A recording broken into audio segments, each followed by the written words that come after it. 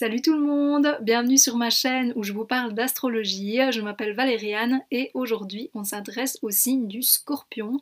On va voir ensemble quelles sont ses grandes caractéristiques. Donc l'intérêt ici c'est de comprendre le concept du Scorpion et après ça permet, si on en a envie bien sûr, de comprendre des éléments astrologiques plus approfondis. Alors à côté de mes vidéos, j'exerce aussi en tant qu'astrologue, c'est-à-dire que j'interprète les thèmes astro. Si vous avez envie que j'interprète votre profil astrologique, votre thème astral, n'hésitez surtout pas à me contacter. Les informations nécessaires seront mises en description de cette vidéo. Alors, le Scorpion, c'est un signe d'eau et ça veut dire qu'il est tourné vers les émotions. Justement, l'idée principale que j'utilise pour comprendre ce signe, c'est celle d'intensité émotionnelle.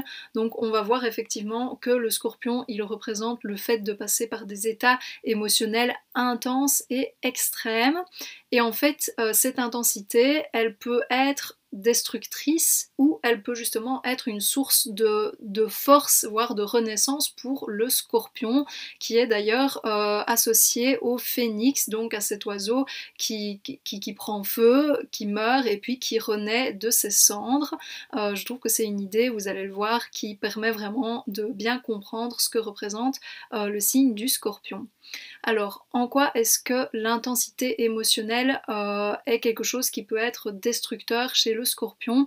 Eh bien parce qu'en fait, c'est un signe qui a tendance à justement enfouir ses douleurs et ses émotions disons négatives. Il faut quand même avoir à l'esprit que le Scorpion il représente justement la souffrance, pas que, hein, mais c'est quand même important de le savoir.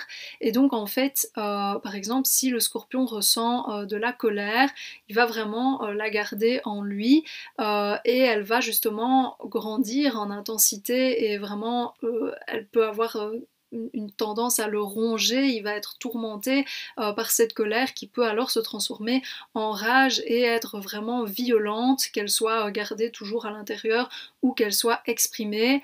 Donc c'est déjà en ça évidemment que l'intensité émotionnelle du Scorpion peut être destructrice.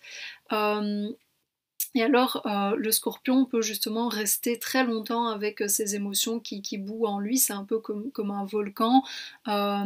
Et justement, en fait, il y a cette idée de contrôle des émotions qui est très importante pour comprendre le signe du Scorpion. Il y a cette idée qu'il a une très grande maîtrise de lui-même et de ce qu'il ressent. On verra que ça peut être manifesté d'une manière qui est plus saine que juste d'enfuir les émotions, mais ici on est dans la dimension plus destructrice de cette intensité émotionnelle. Alors le Scorpion est aussi très secret par rapport à ses douleurs, par rapport à ce qu'il vit, donc il n'a pas du tout envie en fait que les autres sachent quelles sont ses vulnérabilités, justement parce que ça pourrait être des armes contre lui. Il a peur que les autres se servent de ses secrets ou de ses souffrances pour le blesser d'autant plus. Or le Scorpion est justement le signe qui sait à quel point ça brûle et ça fait mal de par exemple ressentir la trahison, la colère ou la peur, la tristesse. Et donc le Scorpion se montre alors méfiant, voire suspicieux.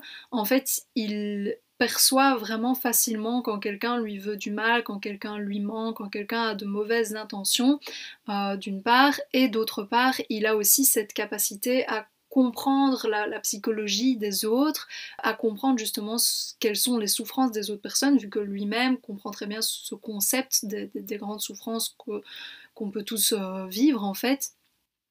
Et donc le Scorpion en fait va pouvoir se servir des secrets des autres ou de ce qu'il perçoit chez les autres pour justement se protéger en les menaçant s'il perçoit que l'autre personne lui veut du mal ou si simplement il a tellement de souffrance qu'il veut d'office se protéger déjà à l'avance. Et c'est aussi un signe qui peut se venger.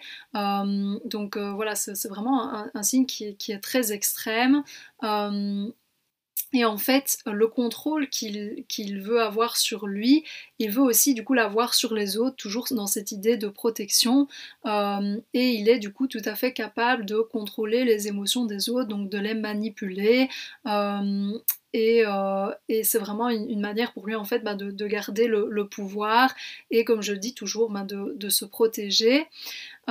Du coup, le scorpion peut être très intimidant, mais il y a aussi, comme je dis, souvent les deux extrêmes. Soit le scorpion peut être vraiment effrayant aux yeux de certains, ou alors il peut être vraiment fascinant, super intrigant, parce que on sent quand même qu'il y a toute cette intensité dans le scorpion et qu'il a vraiment une énorme profondeur.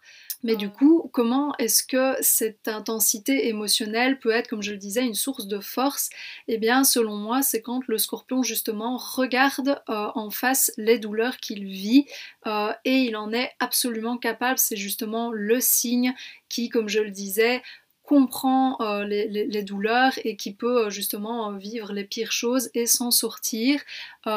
Et donc en fait dans ces émotions qui sont très difficiles, comme par exemple la colère, hein, quand c'est pas déjà devenu de la rage, mais il y a en fait une grande force et ça peut vraiment être un moteur pour le scorpion. C'est quelque chose qui peut vraiment le motiver, lui donner beaucoup de courage, beaucoup de force et il peut se montrer extrêmement tenace, endurant, il ne lâche pas l'affaire, c'est comme si c'était l'ultime survivant en fait. Dans ce cas-là aussi où le scorpion se situe plus du côté de l'intensité qui est constructive, il est aussi alors beaucoup plus capable de faire confiance. Il ne fera quand même pas confiance à tout le monde et ce sera quand même toujours un signe qui a tendance à être secret, mais il pourra en fait être juste méfiant plutôt que suspicieux. Et alors avec ces personnes qu'il aura choisies, ces personnes à qui il fera confiance, justement, il se montrera très très intense toujours, mais alors dans une idée où il y a moyen de construire quelque chose de vraiment beau et qui permet de grandir ensemble en fait, plutôt que de se détruire mutuellement. Voilà, c'était les grandes caractéristiques du signe du scorpion. J'espère que ça vous a parlé. N'hésitez pas à laisser un commentaire sous cette vidéo, à aimer cette vidéo et vous pouvez aussi vous abonner à la chaîne si vous avez envie de voir d'autres vidéos d'astrologie de ma part. La prochaine, c'est sur le signe du Sagittaire, toujours pris en tant que concept. Voilà, du coup, je vous dis à la prochaine. Salut!